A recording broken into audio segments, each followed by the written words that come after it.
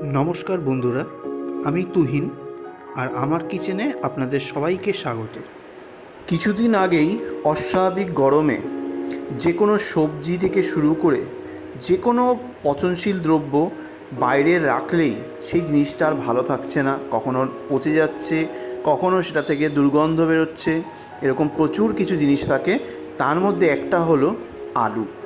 আলুটা খেয়াল করে দেখবেন অনেক সময় বাইরে রাখলে নষ্ট হয়ে যায় অত্যাধিক গরমে। যেহেতু এরা সব হিমঘরে থাকে, মানে হিমঘরে রাখা হয় স্টোরে, এবং মাইনাস টেম্পারেচারে রাখা হয়, তাই অত্যাধিক গরমে কিন্তু আলুর থেকে গন্ধ বেরোয়।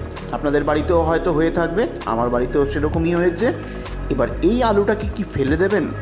একদমই নয়, কারণ মধ্যবিত্তর বাড়িতে পয়সা দিয়ে কেনা জিনিস খুবই গায়ে লাগে ফেলে দিতে, তাই আমরাও কখনোই এই জিনিসটা ফেলে দিই না।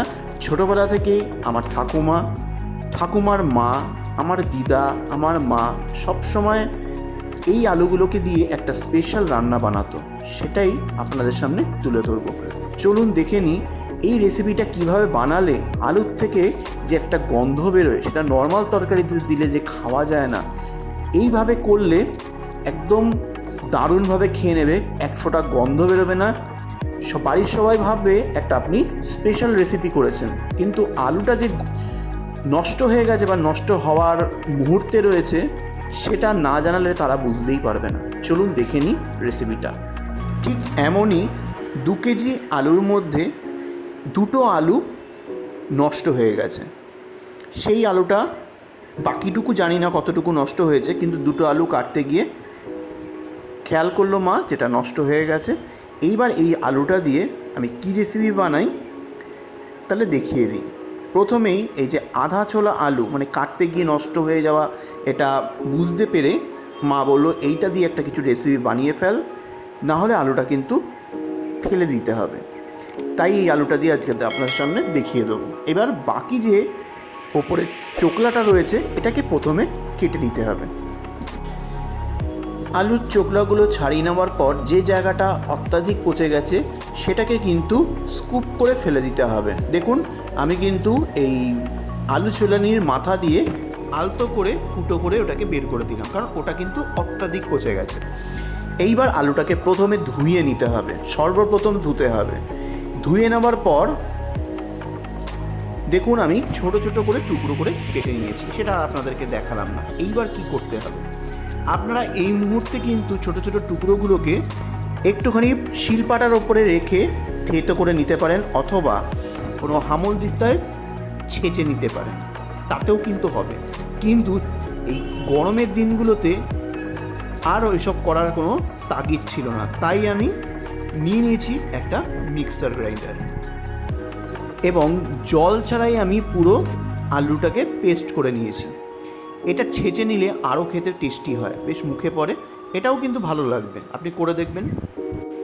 এইবার এর মধ্যে দিয়ে দেবো পরিমাণ মতো বেসন। আমি এখানে 4 থেকে 5 টেবিল স্পুন দিয়েছি। এবার আপনারা কতটা পরিমাণে আলু ব্যবহার করছেন, বাইন্ডিংটা কেমন হবে, সেটা কিন্তু আপনারা বুঝে বাড়িয়ে কমিয়ে নেবেন বেসনের পরিমাণটা। তারপরে দিয়ে দেবো চালের গুঁড়ো। চালের গুঁড়োটাও ওরকম 3 থেকে 4 টেবিল স্পুন দেবো, যাতে একটু মানে বেশ মচমচে হয় এবং স্ন্যাক্সের মতো খেতে লাগে, এবং ডালের পাতেও বা শুকনো ভাতে অপূর্ব লাগে খেতে। ছোটোবেলায় এগুলো খেতে কিন্তু দুর্দান্ত লাগতো যখন মা করে দিত, আপনারাও কিন্তু ট্রাই করে দেখতে পারেন। এবার দিয়ে দেবো 1 থেকে 1.5 খানা মিডিয়াম সাইজের কুচিয়ে নেওয়া পেঁয়াজ, একটু ছোট ছোট গোট গোট করে কেটে নেবেন যাতে ভাজার পরে মুখে পড়ে। এইবার দিয়ে দেবো 1 টেবিল চামচ পরিমাণে রসুন কুচি। স্বাদ অনুযায়ী দিয়ে দেবো লবণ। খুবই সামান্য পরিমাণে দিতে হবে হলুদ গুঁড়ো, নামমাত্র, জাস্ট কালারটা একটু চেঞ্জ হওয়ার জন্য।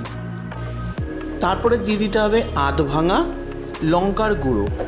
ঘরে ড্রাই রোস্ট করে একটুখানি হাত দিয়ে দুমড়ে মুচড়ে নিয়ে এই লঙ্কার গুঁড়োটা দেবেন, বেশ ঝাল ঝাল মুখে পড়লে দারুণ লাগবে। যেহেতু একটুখানি দুর্গন্ধযুক্ত আলু, তাই এর মধ্যে একটুখানি এইসব জিনিস দিলে বেশ চটপটা, বেশ ভালো লাগে খেতে। তারপরে ঝালটাকে আর একটুখানি ভালোভাবে বাড়ানোর জন্য দিয়ে দেবো কুচিয়ে নেওয়া কিছু ঝাল লঙ্কা। এখানে যদি বাড়িতে বাচ্চা থাকে তখন কিন্তু এই লঙ্কার পরিমাণটা অ্যাভয়েড করতে পারেন বা বাড়িয়ে কমিয়ে দিতে পারেন। তবে বলে রাখি, এই বড়াটা যত ঝাল হবে তত খেতে ভালো লাগবে। গরম ভাতে নুন দিয়ে মেখে অপূর্ব লাগে। এইবার ভালো করে একটা স্প্যাচুলার সাহায্যে ভালো করে মেখে নিতে হবে। মেখে নেওয়ার পর খেয়াল করে দেখলাম এখানে কিন্তু আমার আরও কিছুটা পরিমাণে বাইন্ডিং এজেন্ট দিতে হবে, মানে হয় বেসন নয় চালের গুঁড়ো। আমি এখানে কিন্তু আরও চালের গুঁড়ো দিয়ে দিলাম পরিমাণ মতো, আপনারা কিন্তু বুঝে দেবেন। আর কিছুটা পরিমাণে দিয়ে দেবো বেসন, দিয়ে আবারও ভালো করে মিক্স করে দেখে নেবো বাইন্ডিংটা কেমন হচ্ছে। ভালো করে মিক্স করার পর হাত দিয়ে তুলে বড়ার শেপ করে দেখে নেবেন বাইন্ডিংটা কেমন হয়েছে। দেখুন আমি তুলে দেখাচ্ছি, একদম পারফেক্ট হয়েছে। এর থেকে বেশি দিলে কিন্তু আবার বেসন চালের গুঁড়োটা বেশি মুখে পড়বে। এইবার ভাজার জন্য একটা প্যান নিয়ে নিয়েছি, তার মধ্যে পরিমাণ মতো তেল নিয়ে নিয়েছি। তেলটাকে মিডিয়াম ফ্লেমে ভালো করে গরম করে নিতে হবে। গরম হয়ে গেলে বেশ বড়ার শেপ করে তেলের মধ্যে দিয়ে দেবো। আপনি কিন্তু গোল গোল করেও দিতে পারেন, আবার এরকম টিকিয়া শেপ করেও দিতে পারেন।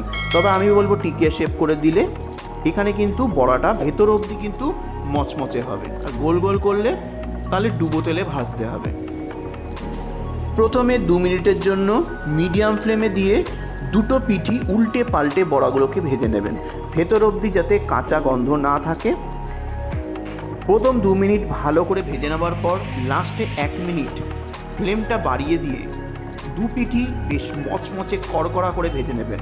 এই বড়াটা কিন্তু একটুখানি মচমচে লাল লাল কড়কড়া করে খেতে কিন্তু দারুণ লাগে। বেশ কড়কড়া করে ভাজা হয়ে গেছে, এবার তুলে নেব। নেক্সট ব্যাচেও সেমভাবে আমি বড়াগুলো একইভাবে দিয়ে বেশ উল্টে পাল্টে মিডিয়াম ফ্লেমে ভেজে নেব প্রথমে, তারপরে লাস্ট 1 মিনিট হাই ফ্লেমে দিয়ে বেশ কড়কড়া লাল লাল করে ভেজে নেব। ঠিক এইভাবেই ব্যাচ ভাগ করে করে যাতে গায়ে লেগে না যায়, এইভাবে কিন্তু বড়াটা আমি সবকটা ভেজে নিয়েছি এবং তুলে নেব। রেসিপিটা কেমন লাগলো অবশ্যই কিন্তু কমেন্ট করে জানাবেন। ভালো লাগলে আত্মীয় স্বজন বন্ধু বান্ধবের সঙ্গে পাঠিয়ে দেবেন। আর পাশে থাকার জন্য আর নেক্সট রেসিপি পাওয়ার জন্য অবশ্য করে সাবস্ক্রাইব করে বেল আইকন ক্লিক করে অল বাটনটা ক্লিক করতে কিন্তু ভুলবেন না যেন। নমস্কার।